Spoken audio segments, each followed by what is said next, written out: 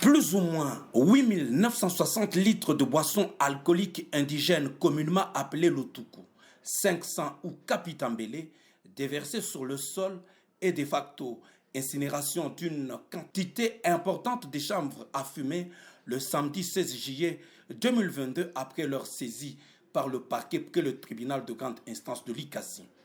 Cette cargaison de stupéfiants prohibés provenait de certaines provinces dont l'Omami, Kasaï oriental et dans le Haut-Lomami, a affirmé les procureurs de la République. Ces produits, nous ne pouvons pas dire que ça appartient à tel ou à tel, parce que c'est une cargaison qui vient du Kasaï, selon certaines informations, et là il y a eu au moins 4 chargements à différents endroits.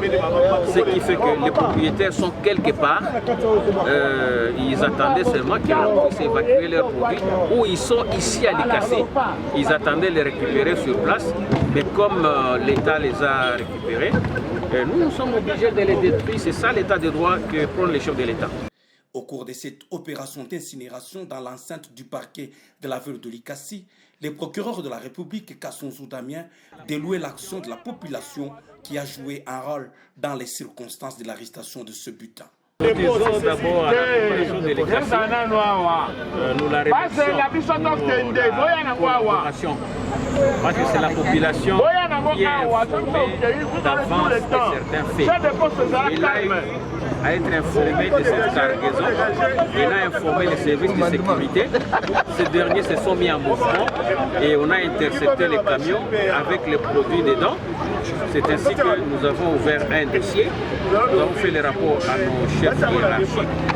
Ils nous ont instruit de détruire ces produits parce que leur conservation pose des problèmes. Quant à la quantité saisie, hormis les gîtes des chanvres à fumer, dont certains sacs dissimulés avec le balai, l'alcool indigène dans les bidons de 20 litres et d'autres cachés dans les sacs contenant un peu d'huile de palme ainsi que des ballots de moustiquaires imprégnés. C'est ainsi que nous venons de détruire les 448 bidons d'alcool qu'on appelle communément l'Otogo ou à Guinée.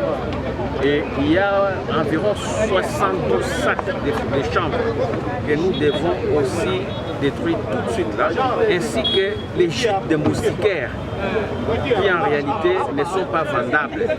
Ce sont des dons, aucune personne ne peut le vendre.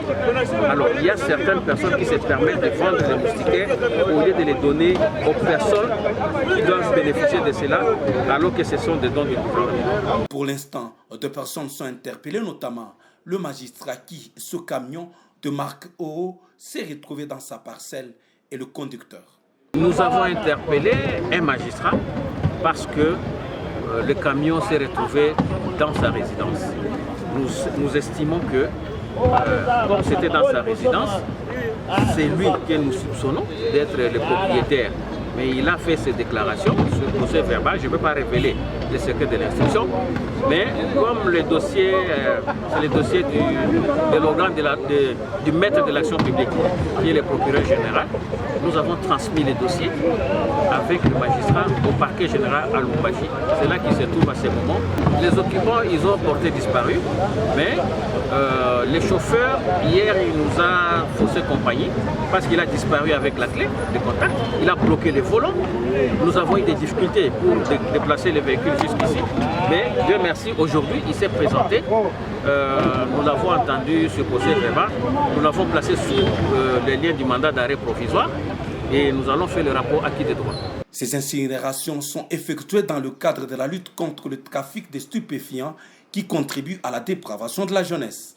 Ainsi, c'est en présence de l'autorité politico-administrative dont le maire de la ville de Likasi, Desbal Tete Kapandé, et les membres du conseil urbain de sécurité que ces stupéfiants étaient incinérés.